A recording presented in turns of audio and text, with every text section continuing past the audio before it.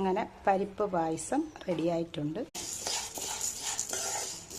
അപ്പം ചെറിയ തീയിലിട്ട് വേണം ഇതിങ്ങനെ ചൂടാക്കിയെടുക്കാൻ. പരിപ്പ് ചെറുതായി ഒന്ന് വറുത്തതിന് ശേഷം നല്ലതുപോലെ കഴുകി വാരി ഞാൻ കുക്കറിലൊരു 3 വിസിൽ കേൾക്കാൻ വെച്ചേക്ക്.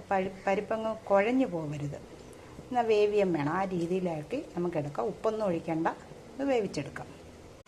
പരിപ്പ് നല്ലതുപോലെ വെന്ത് വന്നിട്ടുണ്ട്. ഇനി ഇത് കുറച്ച് നെയ്യ് ഒഴിക്കാം. നല്ലോണം ഇളക്കാം. ഇതിലേക്ക് നമുക്ക് ശർക്കര അലിയിച്ച് വെച്ചേക്കുന്നത് ചേർക്കാം.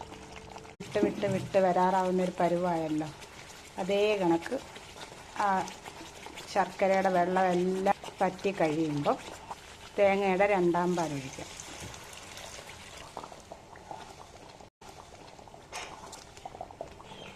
ഏലക്കാപ്പൊടി ഇടുക. 2ാം പാൽ കുറുകി വന്നപ്പോഴത്തേക്കും 1ാം പാൽ ഒഴിക്കാം. ഇപ്പം എല്ലാം റെഡിയായി വന്നിട്ടുണ്ട്. ഇതിലേക്ക് നമുക്ക് വറുത്ത് വെച്ചേക്കുന്ന അണ്ടിപ്പരിപ്പ് മുന്തിരിങ്ങയൊക്കെ ചേർക്കാം. അങ്ങനെ പരിപ്പ് പായസം റെഡിയായിട്ടുണ്ട്.